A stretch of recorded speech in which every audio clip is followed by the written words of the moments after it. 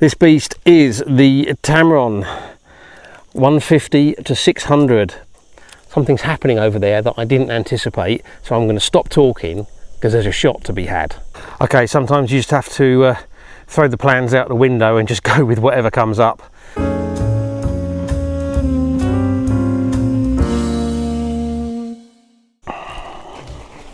Hi everyone, thanks for joining me again.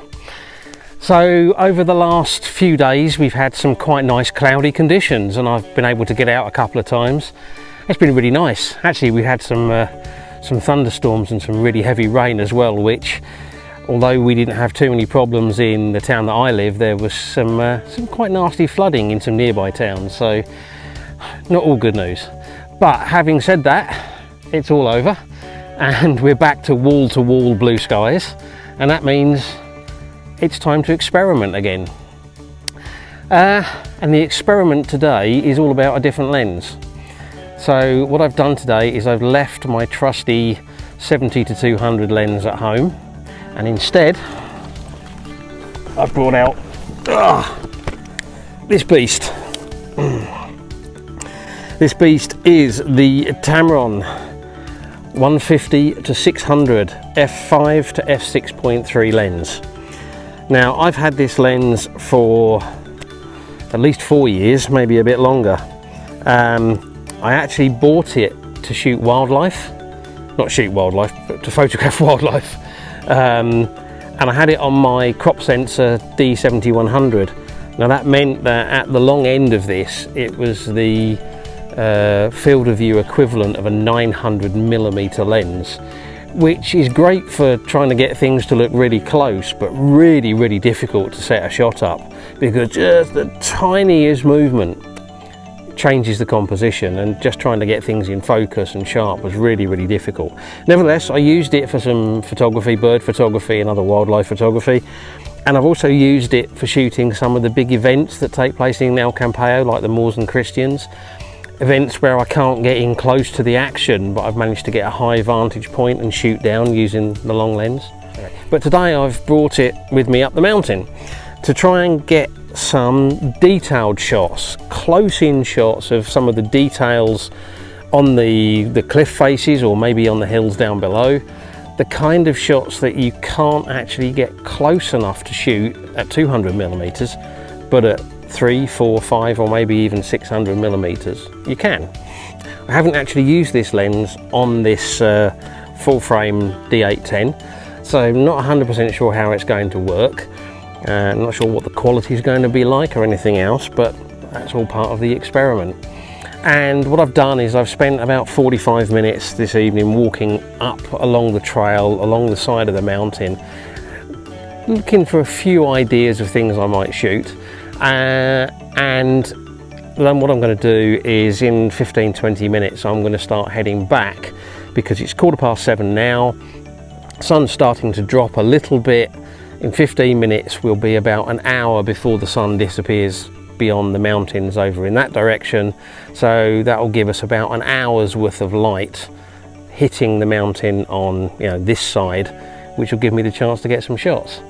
But right now something's happening over there that I didn't anticipate, so I'm going to stop talking because there's a shot to be had.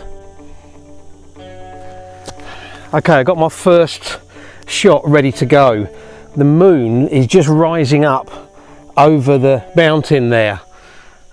F11, 1/125th of a second, ISO 64, and I'm going to do two shots. I'm going to do one focused on the moon and one focused on the mountain, because at this kind of focal length I can't guarantee that I can get them both in focus in the one shot. So let's see how that looks.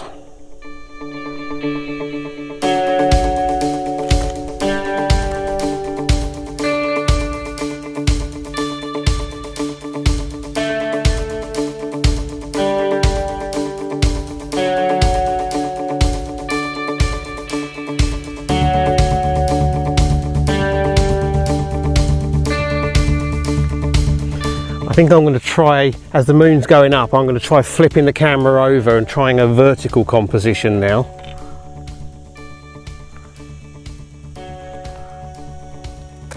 Gone over to the cable release because it's the only way I can be sure of not getting any camera shake.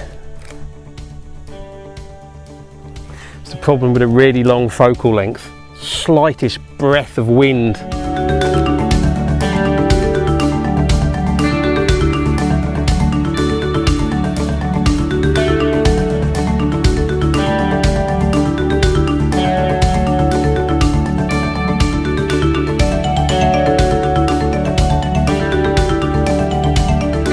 Okay, so now the moon's actually come out over the top of the mountain over there, so time for another quick shot, I think.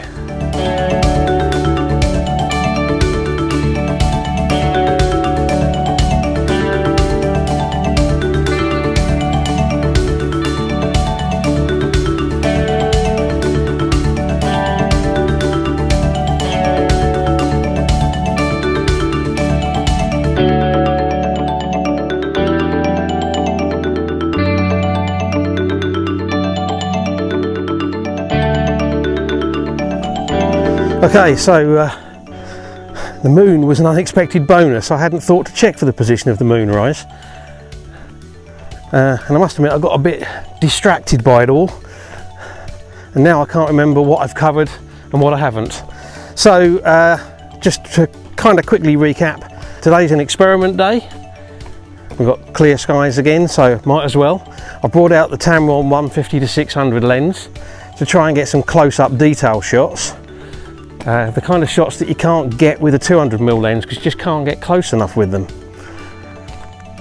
I have hiked up onto the mountain, just basically along the trail along the side, and the intention then is, as I'm walking back now, it's almost 7:45, so we've got about an hour before we lose the sun, and the idea is, as I'm walking back, to stop off at a few compositions that I checked out on the way up here and see if we can get some shots. Okay. I can't use any filters on this lens because I don't have an adapter ring. It's got a 95mm thread on and I haven't got one that large. I guess if push comes to it I could hold a polarizer in front of it, but I don't really want to, so I'm hoping I can get away without filters. If I can't, then I'm going to struggle. I mean, if it's to balance a composition, I can always do an exposure merge.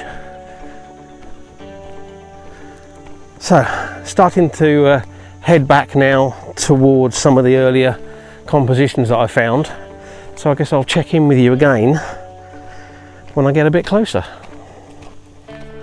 Okay, so definitely got a bit distracted by the moonrise, but hopefully that might have made for an interesting image, or even two. I've stopped off for another shot here. I've actually bypassed a couple of the other compositions because I got delayed. The sun's gone a bit further down than I wanted, and a couple of the other compositions now won't work. But I've got one here that I'm looking at, which is basically shooting down here onto a couple of trees that are sitting on a hill, and then they've got another hill behind them. And I'm planning on doing two versions of this because I can't decide which one is going to work the best. So the first one is portrait orientation. I have the two trees kind of in the bottom half of the frame, and then just the sort of the blank hill behind. That might end up being cropped a little bit, maybe 5x7 or 8x10, don't know. So I'm going to shoot that one now. I'm at f11, about 460mm, I think, focused on the trees. I've got my cable release on and I'm using the mirror up mode as well. 1/13 of a second, ISO 64. There's some quite nice light on the trees, so that could come out quite nicely.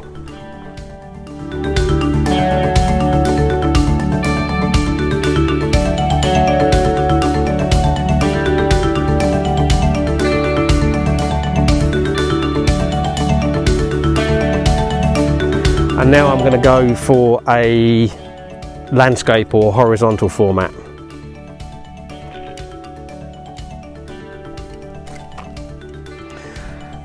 Okay, so for the horizontal format, I've actually gone all the way to 600 mil.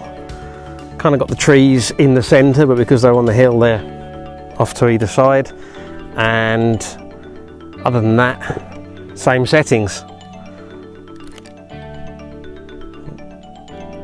Yeah, it's quite nice. I say there's a nice light on the scene.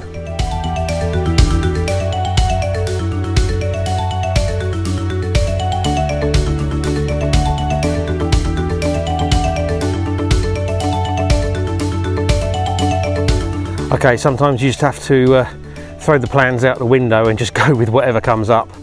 So I hadn't anticipated the moonrise being where it was, and that meant I ended up getting kind of wrapped up in doing some shots of that, which meant I was 20-25 minutes later heading back than I'd planned, which meant that as I was coming back, the compositions that I'd planned to shoot on the way back had already lost the good light.